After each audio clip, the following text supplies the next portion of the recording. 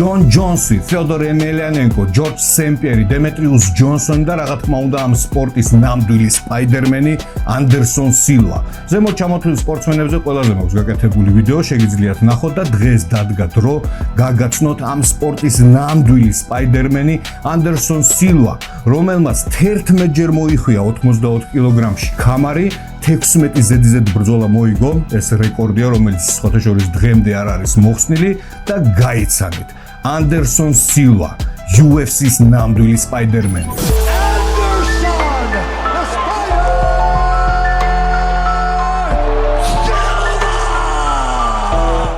მე გეტყვით როგორ მიაღწიოთ წარმატებას, თქვათ შენ მუშაობ ოფისში ან საბავშვო ბაღში ან ბიზნესმენი ხარ, თუ შენ ყოველდღე არ გეფიქრება როგორ გახდე უკეთესი იმ სფეროში, სადაც მოღვაწეობ და ანებე თავი ამ საქმეს, ნამიჯერე შენ ტყუილად ხარჯავ დროს. ყოველ დღე, ყოველ წუთს და ყოველ წამს შენ უნდა ფიქრობდე იმ საქმის განვითარებაზე, რომელიც გიყვარს და ადრე თუ გვიან შენ მიზანს მიაღწევ. ანდერსონ სილვა დაიბადა 1975 წლის 14 აპრილს სან-პაულოს ყველაზე ღარიბ რაიონში ფაველებში.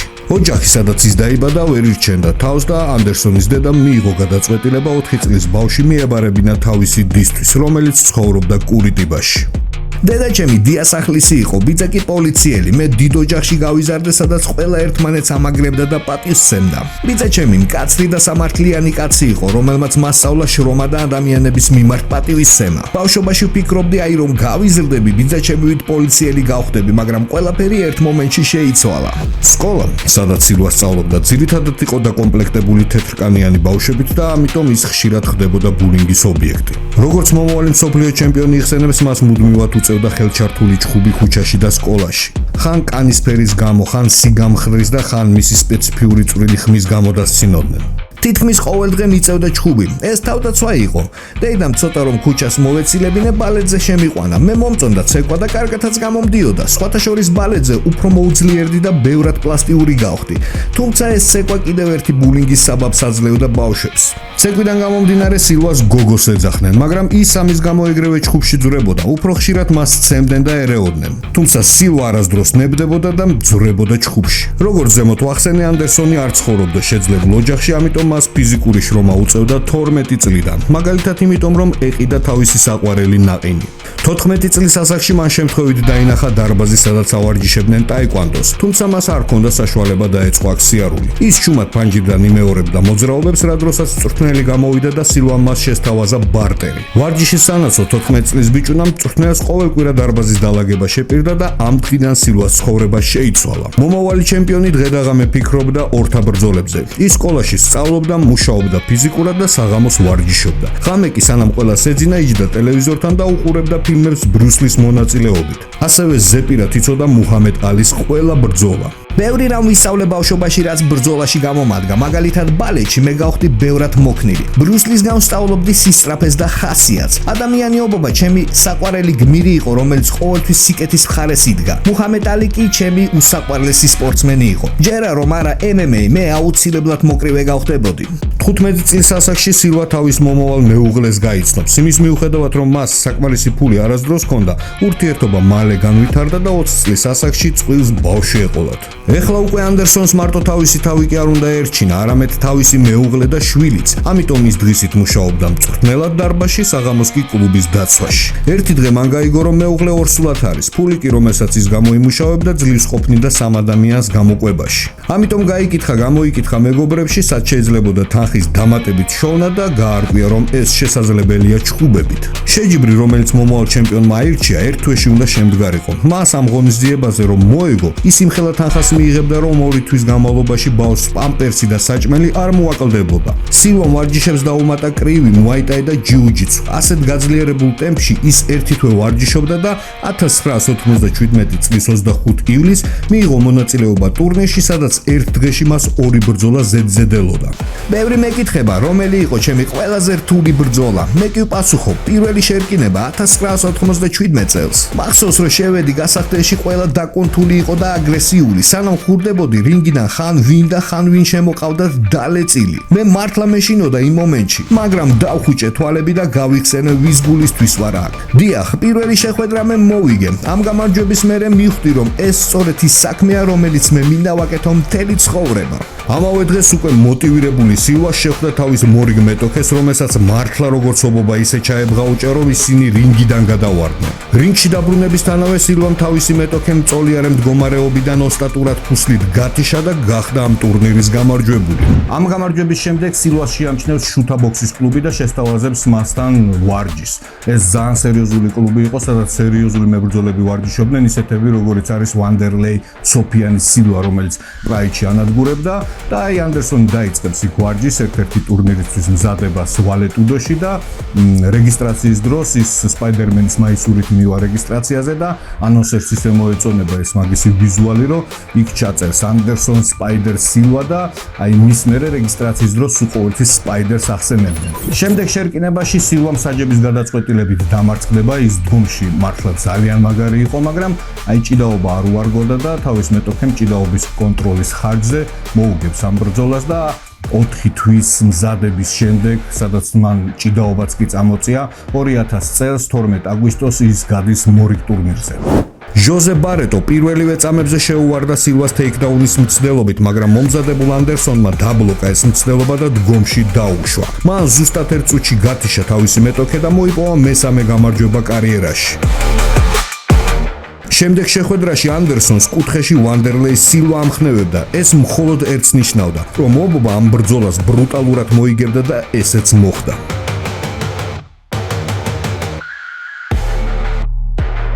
2001 წლის 2 მარტს ბრაზილიელი იაპონიაში ჩადის და ხვდება ტეცუჯი კატოს, მებრძოლს, რომელიც რეკორდი იყო 12 გამარჯვება და 2 მარცხი. იაპონელი სილვაზე ბევრად გამოცდილი იყო და მთელი შეხვედრა ცდილობდა ანდერსონის მიწაზე გადაყვანას, თუმცა ბრაზილიელი პარტერში კარგად იცავდა თავს და დგომში ქულებს აგროვებდა. როგორც შედეგი, მსაჯებმა ერთსულოვნად გამარჯვება სილვას მიუსაჯეს.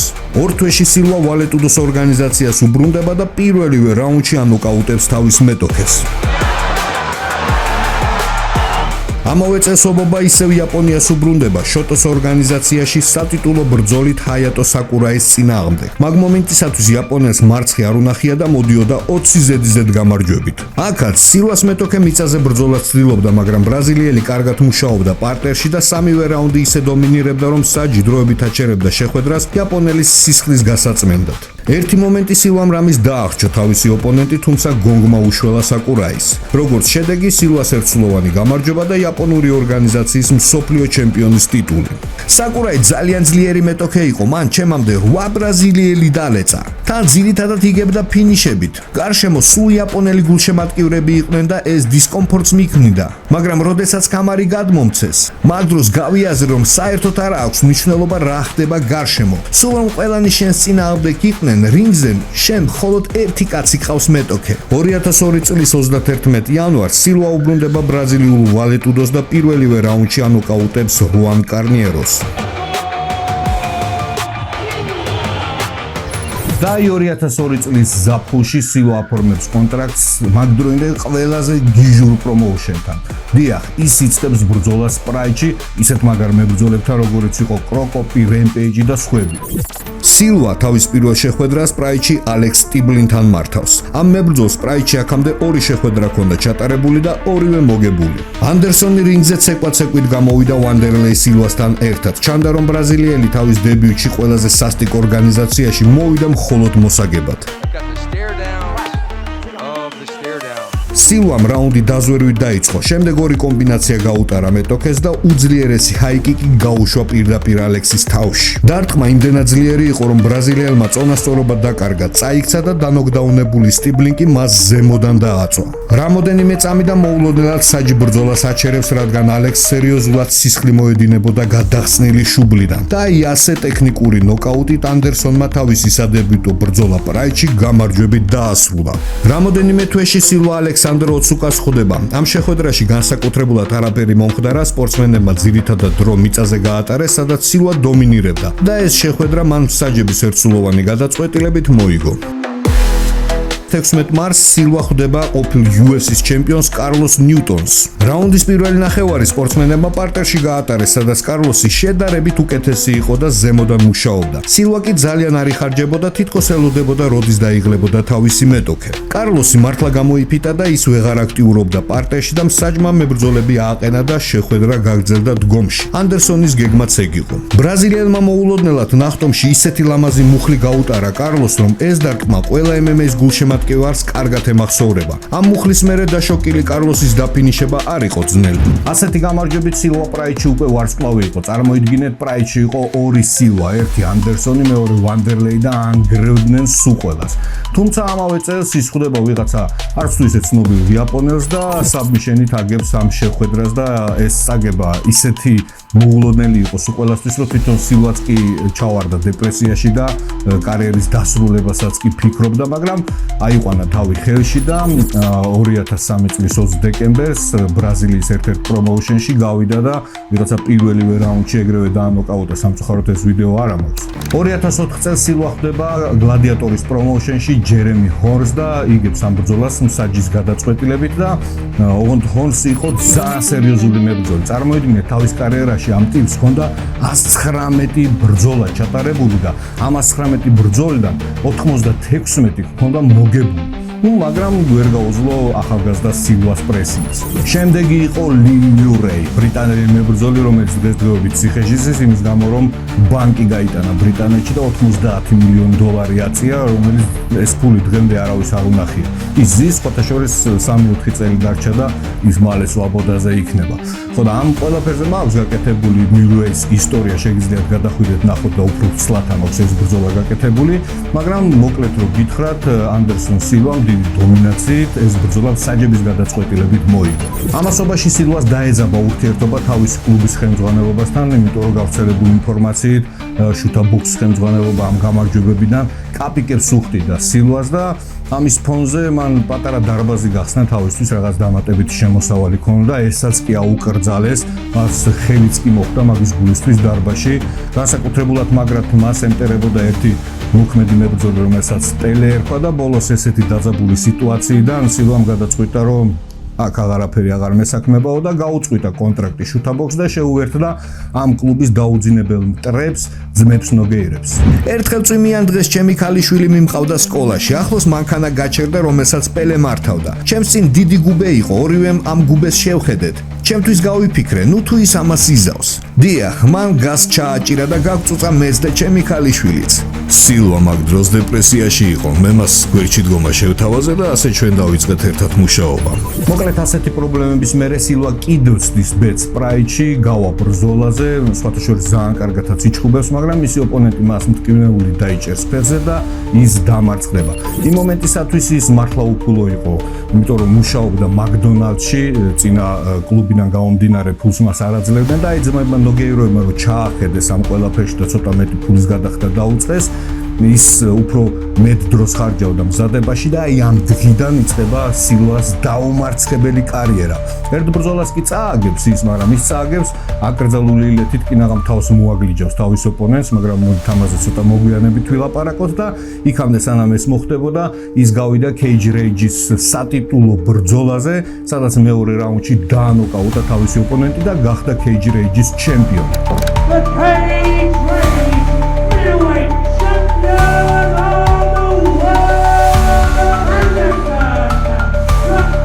world, 2005 წლის 3 დეკემბერს სილვა Cage Rage-ის ტიტულს იცავს კორტის სტაუტთან.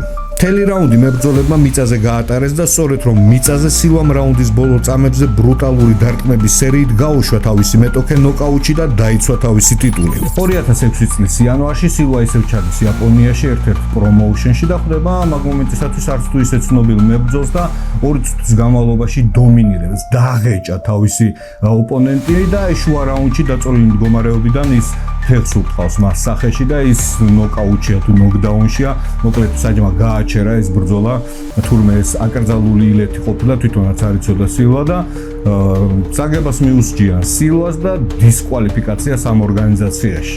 და ეხლა იწყება ყველაზე საინტერესო ის, რითიც სილვამ მთელ მსოფლიოს გააცნო თავი და გახდა დიდებული სპორტსმენი.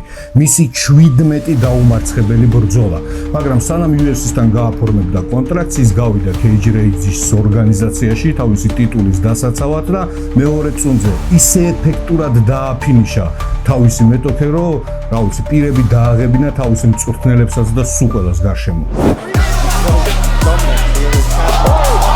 ძალიან მომწონს ფილმი ონგბაკი. ამ ფილმში მთავარი გმირი ძალიან კარგად ჩუბობდა მუხლებით და იდაყვებით. რომ დააკვირდეთ მის მოძრაობებს, ის ძალიან ბუნებრივია, მაგ დროს არც თუ ისე ხშირად იყენებდნენ სპეცეფექტებს და მსახიობებს ბუნებრივი მოძრაობის შესრულება უწევდათ. ერთ-ერთი დარტყმა მომეწონა და ჩემს ტრენერს ვაჩვენე. მან ეგრევე უარი თქვა ამ ილეთზე. მითხრა შენ მართლა სპაიდერმენი ხوار გონიაო შენი თავი. იძულებული გავხდი ეს დარტყმა სახში მევარჯიშა. ცოლს ეჭირა ბალიში და მე ვმუშაობდი. ერთი კვირით ადრე ბრძოლამდე ეს ილეთი ალბათ 5000 ჯერ შევასრულე. გადაწყვეტილი მქონდა წინასწარ რომ ამ დარტყმას გამოვიყენებდი ბრძოლაში და ასეც მოხდა. ნოკაუტის შემდეგ ანონსერმა გამოაცხადა სილვას ნოკაუტი იდაყვით ონგბაკის სტილში. თურმე ამ ფილმის ფანი მხოლოდ მე არ ყოფილვარ.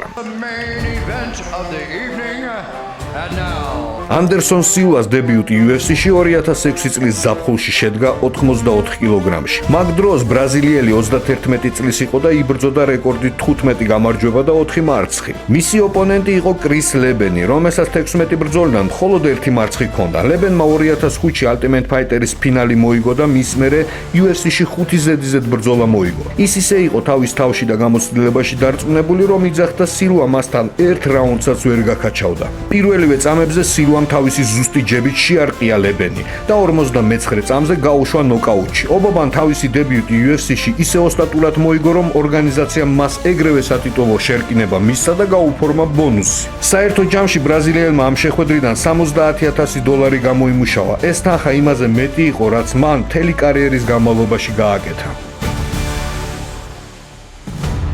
Rich Franklin UFC-ს მოქმედი ჩემპიონი 84 კილოგრამში, რომელმაც 2005 წელს მოიპოვა თავისი ტიტული და ორჯერ მოასწრო და დაიცვა.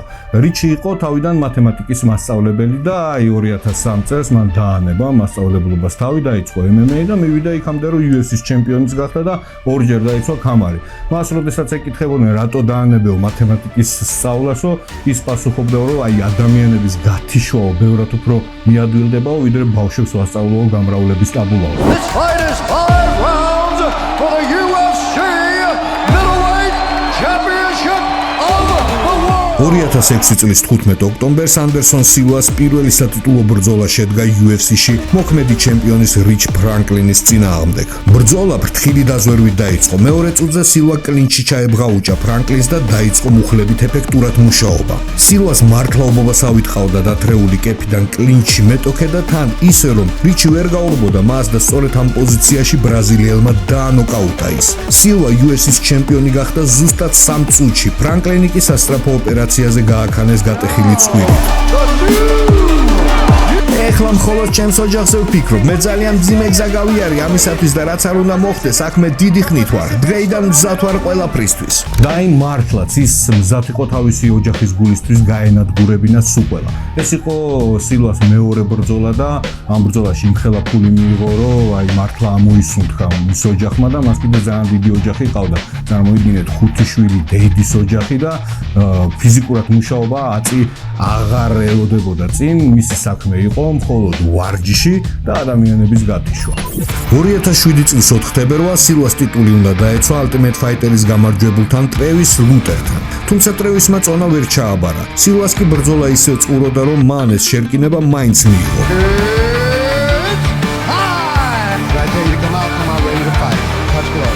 ტრევისმა თავიდანვე იცოდა, რომ სილვასთან დგომში შანსი არ აქვს და ამიტომ ცდილობდა ბრძოლა გადაეყვანა მიწაზე. თავიდან სილვა ძალიან კარგად იცავდა თავს ტეიქდაუნებისგან, თუმცა შეხვედრა მაინც პარტერში გადავიდა, სადაც ერთი მომენტი თითქოს ლუტერმა იაქტიურა, მაგრამ ბრაზილიელი გამოძვრა და ეპატიჟებოდა მეტოქეს ზედა სართულზე. ტრევისი კი ცოცხალი თავით არ მიყვებოდა ობობას თავის ქსელში. მეორე რაუნდი ტრევისმა ეგრევე ტეიქდაუნით დაიწყო და მოყვა ობობის ხაფანგში. სილვამ ის მახრჩობელას ამ კუთხეში დაიჭირა და დაიწყო თავისი ქსელის მოჭერა იქამდე, სანამ საჯმა არ გააჩერა ეს შეხვედრა.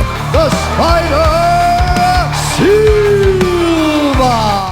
ამავე წელს ანდერსონი ტიტულს იცავს ნეიტ მარკვართან. ამერიკელს მაგ დროისათვის UFC-ში 4 ბრძოლა ჰქონდა ჩატარებული და 4-ვე მოგებული. მომავალში ნეიტი Strikeforce-ის ჩემპიონი გახდება, მაგრამ ამ დღეს ის ობობის ქსელში აღმოჩნდა. Fight clean, fight hard, fight fair. Let's get it going. ჩემი შანსია მოვიპოვო ტიტული და ამის გამო მზად ვარ თავი გავწირო. ძალიან მაგარ ფორმაში ვარ, ამისათვის მე ბევრი ოფლი დავუყარე ვარჯიშებზე და დარწმუნებული ვარ პირველივე რაუნდში გავიმარჯვებ.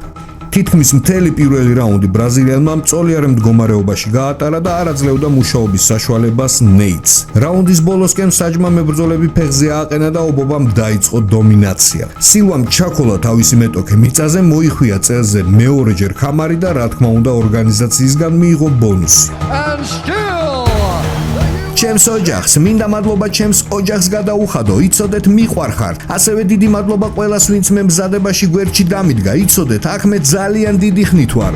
სპაიდერმენის მათემატიკის გაკვეთილი გაგრძელდა ამავე წლის 21 ოქტომბერს. სილვა მეორეჯერ შეხვდა ტიტულის დაცვით რიჩ ფრანკლინს. წინა შეხვედრა ყველას გვახსოვს. ანდერსონმა მაშინ პირველი სატიტულო ბრძოლა მოუგო რიჩს და პირველივე რაუნდში ცხვირი გაუტეხა. რის მერეც რიჩმა 2 ზედიზედ შეხვედრა მოიგო და მოიპოვა დამსახურებული მეორე შანსი. ფრანკლინმა ბრძოლის წინ ინტერვიუში თქვა, რომ მათემატიკური სიზუსტით გამოასწორა თავისი შეცდომები, ბევრი იმუშავა კლინჩზე და მზად არის ამჯერად გაანადგუროს მოქმედი ჩემპიონი. რიჩმა ეს რევანში დაიმსახურა, მას ნამდვილად ჩემპიონის გული აქვს. ვიცი რომ ის უფრო მომზადებულია და ეს შერკინება შევა UFC-ის ისტორიაში. წინა შეხვედრასთან შედარებით ეს ბრძოლა 2 რაუნდს გრძელდებოდა. სპორტსმენებმა შეხვედრა დარტყმების გაცვლით დაიწყეს და სილვამ ისევ დაიჭირა რიჩი კლინჩი, მაგრამ მათემატიკის მასწავლებელი მას გაექცა. დარჩენილი რაუნდი სილვა უფრო დომინირებდა, ის უკეთესი იყო როგორც დარტყმების ცვლაში, ასევე კლინჩში. ანდერსონი ფრანკლინის დარტყმებს ნეოსავით იცილებდა. ალბათ სილვამ ბრძოლის წინ მატრიცის ფილმს უყურა.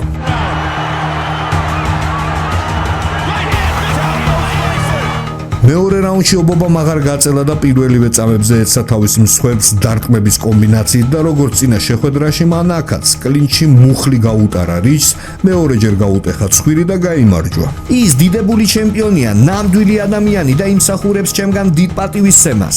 სილვას შემდეგი მეტოქე იყო დენ ჰენდერსონი, ძალიან სერიოზული სპორტსმენი, რომელიც კარიერას იწყებდა ბერძნულ-რომაული ჭიდაობით და 2ჯერ ოლიმპიადაზეც ასპარეზი მოასწრო. ჰენდერსონმა 1998 წელს UFC-ის ხამარიც მოიპოვა და ამის მერე გადავიდა პრაიდში, სადაც გახდა ორგანიზაციის ჩემპიონი და გრან-პრის გამარჯვებული. ასეთი მიღწევები პრაიდში არავის არასდროს ჰქონია. ის ერთდროულად იყო ორგანიზაციის მოქმედი ჩემპიონი და გრან-პრის ტიტულის მფლობელი. ჰენდერსონმა პრაიდში ისეთ ლეგენდებს მოუგო ბრძოლები, როგორებიც არიან ვიტორ ბელფორდი, ვანდერლეი სილვა, მურილიო ბუსტამანტე და სხვები. სილვასთან შეხვედრამდე მან UFC-ში 93 კილოგრამში სატიტულო შეხვედრამ საჯების გადაწყვეტილებით თავის მეგობართა რემპეიჯთან წააგო და ჩამოვიდა 84 კილოგრამში, სადაც მას ჩვენი გადაცემის გმირი დახვდა. სილვა ყველას ამარცხებს, UFC-ს სჭირდება ის, ვინც მას გაანადგურებს და მე აქ ვარ. ვერავინ წამართმევს ჩემს ტიტულს, მე ის სისხლით და ოფლით მოვიპოვე. UFC ჩემი სახლია და არავის ვაპატიებ აქ კაკუნის გარეშე შემოსვლას. ჰენდერსონს ჩემი დამარცხება უნდა.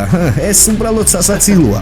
რაუნდის პირველ 1 წუთში საერთოდ არაფერი განსაკუთრებული არ მომხდარა. მეორე წუთიდან სილვამ დაიწყო ფეხებით მუშაობა. როგორც კი ჰენდერსონი მიხვდა, რომ დისტანციაზე მას გაუჭირდება გრძელ ფეხება ობობასთან, მან ის მიწაზე გადაიყვანა და რაუნდის ბოლომდე აკონტროლებდა პარტერში. მეორე რაუნდი სპორტსმენებმა ჩეხაობით დაიწყეს. შემდეგ იყო ხანგრძლივი კლინჩი, საიდანაც დენმა ვერ გადაიყვანა სილვა მიწაზე და დგომში ბრძოლა გადაწყვიტა და სწორედ აქ ის შეცდა. დარტყმების სვლაში სილვამ მალევე წააქცია ჰენდერსონი, სადაც კაი ხანი აკონტროლებდა მას მიწაზე და ბოლოს ზურგიდან მოექცა, მოუჭირა თავის ქსელებს და დაახრჩო პრაიდის ჩემპიონი. Anderson, the Spider.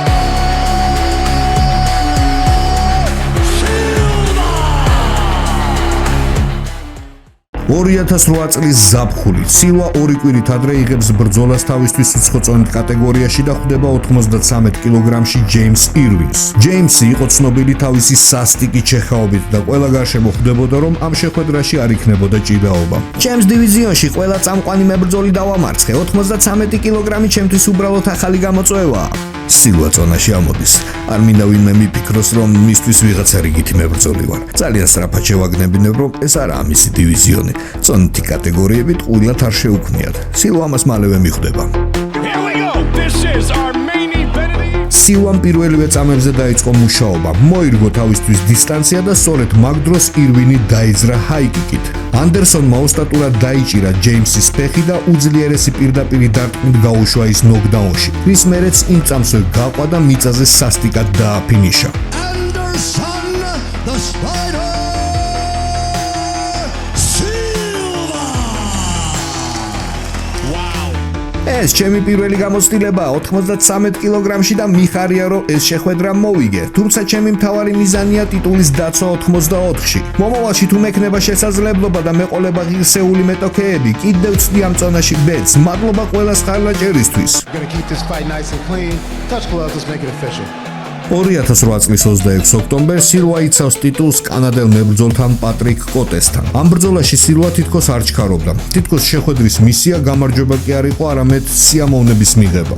მოკლედ სილვა ლამაზად დომინირებდა. UFC-ში მას 2 რაუნდზე მეც ვერავინ უძლებდა და აი ამ მებრძოლმა გაიტანა მესამე რაუნდამდე თავისი თავი. კანადელი ისეთი გასწორებულში იყო, რომ ხალხს ანიშნებდა 3 თითს. ანუ ხედავთ, 3 რაუნდი გავიტანე. დარწმუნებული ვარ სილვას მისთვის რაღაცა სიურპრიზი ქონდა შემონახული, მაგრამ ამას ჩვენ ვერასდროს გავიგებთ, რადგან მესამე რაუნდის დასაწყისშივე კანადელმა ცუდად დადგა ფეხი და გაიწყვიტა მუხლის ჯვარედინი მყესი. ეს შეხვედრა კი რა თქმა უნდა ავტომატურად სილვას ჩაეთვალა გამარჯვებაში. Anderson, the Spider Silva. მე ისეთი გატეხიში ვიყავი, რომ ვერ დავიხარჯე, აი უბრალოდ ვერ აგიხსერთ. გამარჯვების გამოცხადების შემდეგ გასახდეში 2 რაუნდიანი სრულფასოვანი სპარინგი ჩავატარე. ჩემი გეგმა თავიდანვე იყო გამიზნული 5 რაუნდზე, ამისათვის ვემზადებოდი. მეგონა პირველ 3 რაუნდს დავღლიდი და მეოთხე მეხუთეში დავიჭერდი შეცდომაზე და დავაფინიშებდი. 2009 წლის 19 აპრილს სილვამ მონრეალში თავისი მე-9 ზედზედ გამარჯვება მოიპოვა და კიდევ ერთხელ დაიცვა თავისი ტიტული ტაილს ლეიტსთან.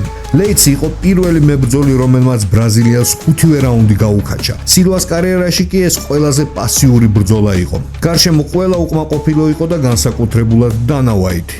2009 წლის 9 აგვისტოს სილვამ კიდევ ერთი გამოწვევა მოიწყო და ისევ ავიდა 93 კილოგრამში, სადაც მას UFC-ის ყოფილი ჩემპიონი დახვდა ფორესტ გრიფინი. გრიფინი იყო Ultimate Fighter-ის გამარჯვებული და თავის კარიერაში ბევრ სერიოზულ მებრძოლს მოუგო შეხვედრა, მაგალითად ტიტო ორტის და მაურიციო რუას. გრიფინის და ბონარის შერკინება ხო საერთოდ დიდების დარბაზშია შესული. სანამ ფორესტი სილვას შეხვდებოდა, მან კვინტონ რემპეიჯ ჯექსონი დაამარცხა გადაწყვეტილებით და გახდა 93 კილოგრამში ჩემპიონი. ამის მერე კამარი დაკარგა რაშად ევანსთან და მზად იყო ბრაზილიელი გაეგლიჯა შუაზე. Anderson Silva. ეს შეხვედრა მართლა მატრიცის ფილმს გავდა, სადაც ნეოს როლს სილვა ასრულებდა. ბრაზილიელი 3 წუთის განმავლობაში ეთამაშებოდა გრიფინს, აი როგორც კატა ეთამაშება თავს სანამ შეჭამს. სილვა დომინირებდა, იცილებდა დარტყმებს, ეღადავებოდა და ბოლოს ფორესტის თავდასხმაზევე ულამაზესი მოკლე ჯებით დაასრულა ეს ჯოჯოხეთი.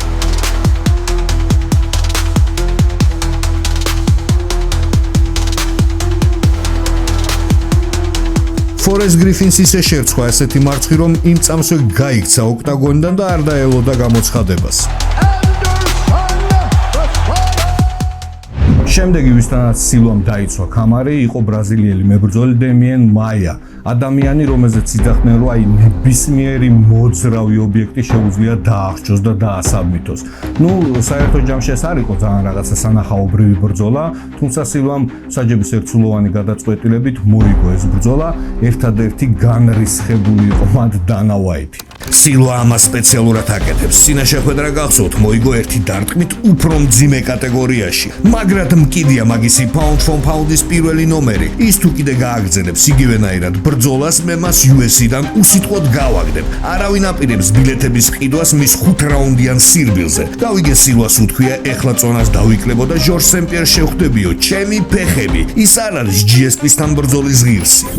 დანას მხარე გასაგებია, ის სანახაობრივი ბრძოლებით აკეთებს ფულს და ამიტომაც ეგონა, რომ სილვამ სპეციალურად არის ბრძოლა და არ გათიშა თავისი მეტოქი. სინამდვილეში ეს იყო ძალიან მაგარი გათვლილი სტრატეგია, იმიტომ რომ ისედაც ყველამ ვიცით, რომ სილვას ჭიდაობაში შედარებით უჭირდა ხოლმე და ყველაფერი გათვალა, როგორც საჭიროა ისე გააკეთა და ამ ყველაფერს რა თქმა უნდა ვინ მიხვდებოდა ყველაზე მაგრად, რა თქმა უნდა მისი მეტოქე დემიენ მაია.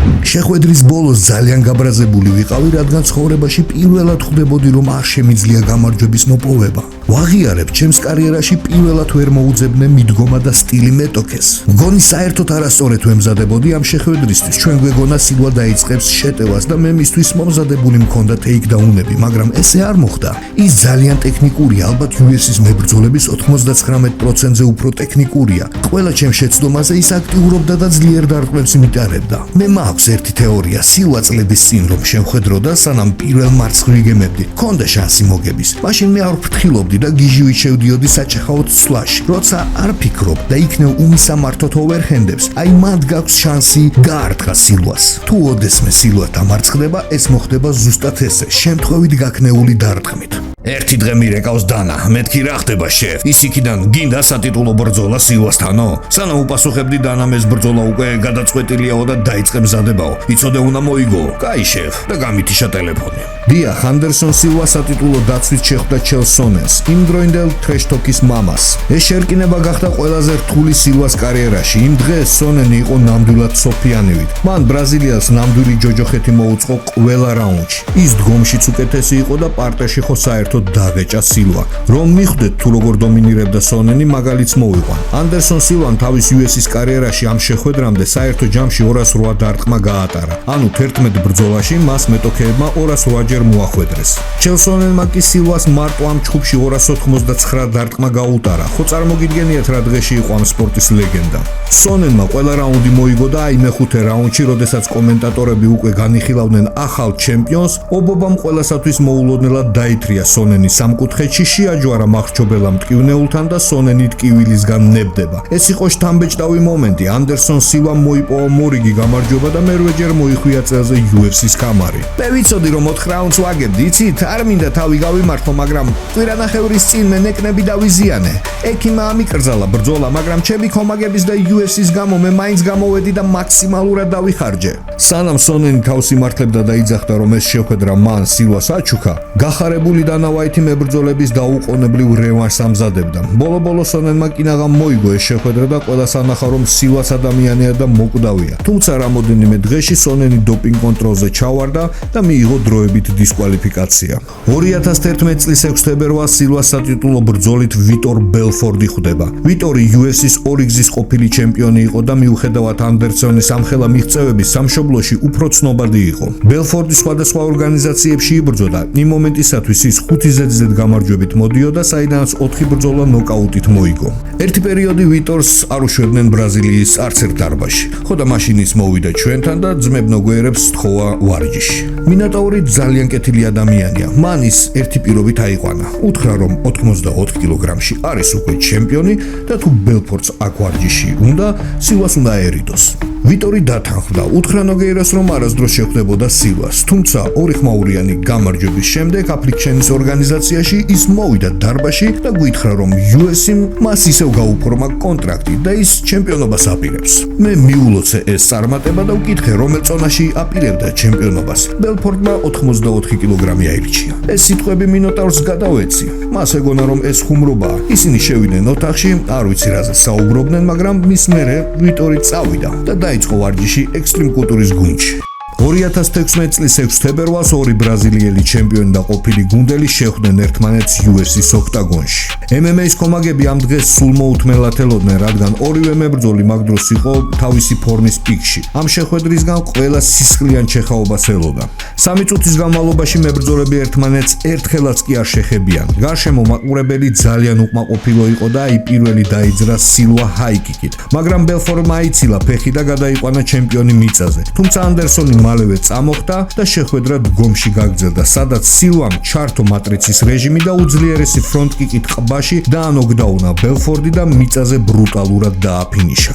მეგონა ბრძოლა 5 რაუნდს გაგრძელდებოდა, რადგან გასახდეში რომ შევედი, ბელფორდი ძალიან მოტივირებული და მაგარ ფორმაში იყო. როდესაც სილვამ ის ფრონტკიკით წააქცია, მე მივარდი, მაგრამ არ გავაჩერე ბრძოლა. მე წამიერად გავშეშდი, რითიც სილვას ვანიშნე რომ ფინიშისთვის კიდევ ერთი დარტყმაა საჭირო. თუმცა როგორც კი ანდერსონი ამუშავდა, მივხვდი რომ ბელფორდი გათიშულია. ამ ორთა ბრძოლის მერე ძალიან პოპულარული გავხდი. ქუჩაში, რესტორნებში, პლაჟზე ყველგან ცნობდნენ. თავი ბრედ პიტი მეგონა. ეს დარტყმა იაპონიაში ვისწავლე ალბათ 1-40 წლის წინ და მის მერე ამ დარტყმას წლებია ვამუშავებ. ვიცოდი რომ სილვა სწრაფად სწავლობს და ეს ცოდნა მას გაუზიარე. სტივენ სიგალი არის ძალიან კარგი ადამიანი და მე მას დიდ პატივს ვცემ. გავიმეორებ რომ ის როგორც ადამიანი ძალიან მაგარი კაცია, მაგრამ პატივისცემის მიუხედავად მან ეს დარტყმა არ მასწავლა. ის არ არის ჩემი მწვრთნელი. კი, სიგალი მაჩვენებდა ამ მოძრაობას, მაგრამ ამ დარტყმას მე მთელი ჩემი კარიერის განმავლობაში ვამუშავებდი. 2011 წლის 6 თებერვალს სილვა ხდება ტიტულის დაცვით იუშინ ოკამის. სწორედ იმ მებრძოლს, რომელთანაც ის 2006 წელს დამარცხდა აკრძალული ლეთის გამო. ოკამი იმ მომენტისათვის იბრძოდა რეკორდით 26 გამარჯვება და 5 მარცხი. აღსანიშნავია ის, რომ იუშინმა ჩელსონენთან 5 რაუნდი ბოლომდე იჩქობა და მსაჯების გადაწყვეტილებით დამარცხდა. პირველად ვიყავი ჩემი გამოუცდელობის მსხვერპლი, ასევე ორგანიზაციის ხელმძღვანელობაც არ მოიქცა სწორედ, არავინ ამიხსნა წესები. ამ შეხვედრაში კი ყველაფერი ნათელი იყო და შედეგიც ისეთი მივიღე, როგორცაც ველოდი. ბრძოლა მისალმების გარეშე დაიწყო. გარშემო ყველა მიხვდა, რომ სილვა შურისძიებას აპირებდა და ასეც მოხდა. პირველი რაუნდი სილვამ თავის სასარგებლოდ დაასრულა. ის ძალიან კარგად მუშაობდა დისტანციაზე, მწარედ იკმინებოდა ჯებებით, იცილებდა დარტყმებს და კლინჩიც ღეჭავდა ოპონენტს. მეორე რაუნდში ანდერსონმა ბრძოლის ტაქტიკა შეცვალა და თავიდანვე დაიწყო პრესინგი. ერთი მომენტი სილვამ ჩართო ნეოს რეჟიმი და დაშვებული ხელებიდან მოულოდნელად ისეთი სწრაფი დარტყმა გაუტარა იაპონელს, რომ ის წაიქცა, მაგრამ ბრაზილიელი არ გაყვა მას დასაფინიშებლად. სილვას ამ ბრძოლაზე სხვა გეგმები ჰქონდა. დგომში დაბრუნების შემდეგ ანდერსონი კიდევ აქცევს მეტოქეს და ამჯერად მიყვება მას მიწაზე და დარტყმების სეტყვით ისე ეფექტურად ანადგურებს მას, რომ რონალდოს სიხარულისგან ხტუნაობდა. ობობამ ამით მე-14 ზედიზედ გამარჯვება გაიფორმა და მე-10-ჯერ მოიხვია UFC-ს ქამარი წელზე. სილვას უთხარით რომ მე მასთან სახლში მოვდივარ და კარებს ფეხით შემოამტრევ. შემდეგ მის სოლს ტრაქზე სილას შემოვარტყავ და უბრძანებ გამიკეთოს გემრიელი სტეიკი. სილვას სოლმა ეხლავე უნდა იცოდეს რომ მე საშუალო შემწვარი სტეიკი მიყვარს. სონენი ვერ ხვდება სად გაყო თავი. მას საკუთარი კბილების ჩაყლაპა მოუწევს. ხალხი იქნება შეშინებული იმის მერე რაც ნახავენ რა დღეში ჩავაგდებ მას. მე მას დავამტრევ ფეხებს, დავამტრევ ხელებს. ის დააფასებს ბრაზილიას, რომელმაც ეს სპორტი შექმნა. წინა შეხვედრასთან შედარებით, რომელშიც მე ნეკნები მქონდა დაზიანებული, ამ ბრძოლის მერე მას პლასტიკური ქირურგი დაჭირდება.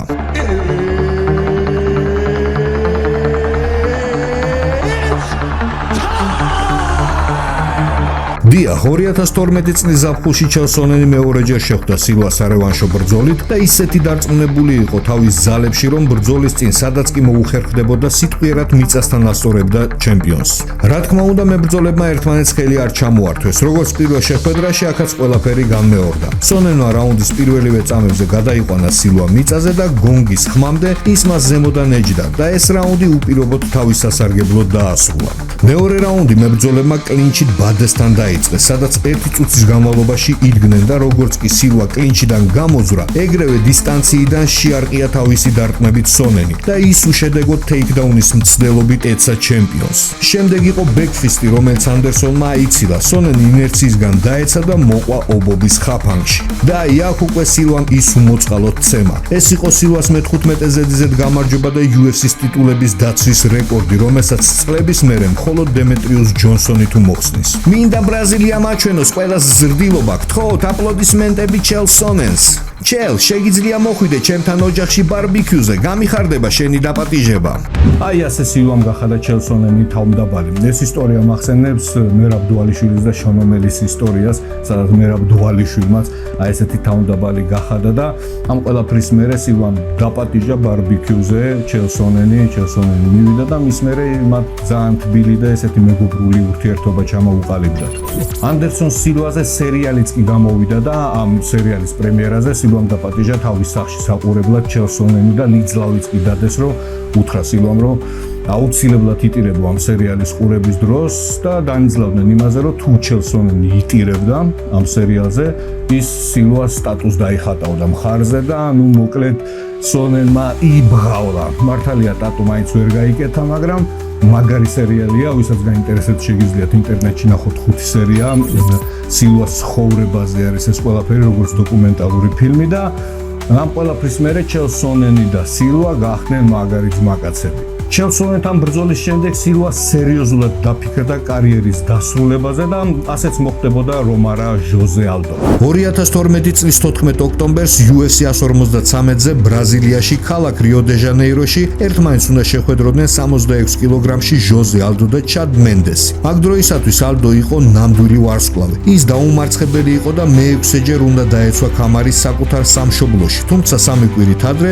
ის თავისი ბაიკით საგზაო შემთხვევაში მოყვა და დაზიანდა. დანა ვაითი გაგიჟებული იყო, ღონისძიების ბილეთები წინასწარ გაიყიდა და ხალხი ტურნირზე მოდიოდა თანამემამულის საქომაქოდ. და აი ამ მომენტში ტურნირის გადარჩენის სურვილი სილვამ გამოთქვა. მან თქვა, რომ ბრაზილიელი ხალხი ღირსია ლამაზი სანახაობის და მზად არის შეხვდეს ნებისმიერ წონაში. დანა ვაითი სიხარულისგან არ იცოდა რა ექნა. მან სილვას 93 კილოგრამში მალევე უპოვა მეტოქე და ის იყო სტეფან ბონარი. Let's do this.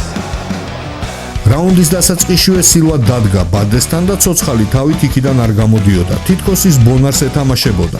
4 წუთი და 40 წამი შეხვედრა ბადესთან გრძელდებოდა, სადაც ობობა დაშვებული ხელებით იცილებდა სტეფანის დარტყმებს და აი რაუნდის ბოლოს ობობა გამოვიდა თავის ბუდიდან. უძლიერესი მუხლით დარტყმას სახეში და მიწაზე ბრუტალური ჩაქოლვა. სილვა ლეგენდაა, მან UFC-ში ზედიზედ მე-16 გამარჯვება მოიპოვა. რითიც ისეთი რეკორდი დაამყარო, რომ აი უკვე 13 წელი გავიდა და დღემდე ეს რეკორდი ჯერ არავის გაუმეორებია. ამ გამარჯვების შემდეგ სილვამ გადაწყვიტა კარიერის დასრულება და თამამად გამოაცხადა ამის შესახებ. წარმოიდგინეთ რა მაგარი იქნებოდა სილვას, აი იმ მომენტში დაესრულებინა თავისი კარიერა. ის უკვე ლეგენდა იყო და ლეგენდად დარჩება. ტიპს ისეთი რეკორდი აქვს, რომელსაც არ ვიცი, დღემდე ვერავინ ვერ მოხსნის, ალბათ კაი ხანი. კი არის ისლამ მახაჩევი, რომელსაც 15 გამარჯვება აქვს ზედიზედ და 1 გამარჯვება დარჩა და სილვას რეკორდს გაიმეორებს, მაგრამ ისლამ მახაჩევმა ეს 15 გამარჯვება მოიპოვა 9 წლის განმავლობაში. ანდერსონ სილვამ კიდევ 6 წელწადში 16 ბრძოლა მოიგო და 10 ჯერ დაიცვა ქამარი. ისლამ მახაჩევს კიდევ სულ რაღაცა 4 ქამრის დაცვა აქვს. კი, კაი იქნებოდა რომ დაესრულებინა კარიერა, მაგრამ სამწუხაროდ ესე არ მოხდა. დანა ვაითმა 39 წლის სილვას ბრძოლა შესთამაზა კრის ვეიდმანთან, ახალგაზრდა სპორტსმენთან, რომელიც UFC-ში მოდიოდა 5 ზედიზედ ბრძოლით და სანამ კონტრაქტს ხელს მოაწერინებდა, საჩუქრად სილვას გადასცა ბენტელი კონტინენტალი, რომელიც $180,000 ღირდა. ხო და ვეიდმანს და სილვას შორის ბრძოლა შედგა. სამწუხაროდ ეს ბრძოლა სილვამ წააგო. მან ჩართო თავისი მატრიცა და ნეოსავით იცილებდა ხელებს ჩამოშვებული ამ დარტყმებს და ერთ-ერთი დარტყმა მას მოხდა და ეს სრულიად საკმარისი იყო. აქ მახსენდება მაიას სიტყვები, რომელიც იძახდა, რომ აი სილვას თუ გიდა მოუგო, უმისამართოდ უნდა იქნიო, ძლიერი ოვერჰენდებიო, იქნებ რომელიღაცა მოხდესო და ესე თუ გათიშაო, თორე სხვანაირად წარმოუდგენელი არის სილვას გათიშაო და ზუსტად ესეც მოხდა. ვახსოვს ყველას, რომ სილვა კარიერის დასრულებას აპირებდა და ნეტა დაესრულებინა ძალიან მაგარი იქნებოდა, მაგრამ ის ეხლა უკვე თავის ინიციატივით დაბრუნდა სარევანშო ბრძოლით ვეიდმანთან. დარწმუნებული ვარ, რომ მას უნდა დაემტკიცებინა სულ ყველასთვის, რომ ის წინა იყო უბრალოდ შემთხვევა, აი არარსებული რაღაცა, რომელმაც მოაგებინა ვეიდმანს და ამ ბრძოლის მერე თუ მოიგებდა, ის გავიდოდა პენსიაზე, მაგრამ სამწუხაროდ აი ძალიან ცუდი რაღაცა მოხდა. ის ერთ-ერთ ცვლაში ფეხის წვის მოიტერს, აი ვიდეოში ჩანს რა დღეშიც აქვს და აი ესეთ საშინელ მდგომარეობაში, აი წარმოიდგინეთ როგორ მთავრდება მისი კარიერა, აი ყველაზე ცუდი სცენარი. ეს ისეთი სერიოზული ტრავმა იყო, რომ ალბათ ამის მერე ხო შემიძლია თქვა 99% არ დაბრუნდებოდა, ალბათ ვერავინ ვერ დაბრუნდებოდა რა, მაგრამ 2 წელწადის მერე რეაბილიტაციის აღდგენის მერე სილვა მაინც უბრუნდება UFC-ს და ხვდება ამერიკელ განგსტერს ნიკ დიას. ეს იყო ძალიან მნიშვნელოვანი ბრძოლა სილვასთვის.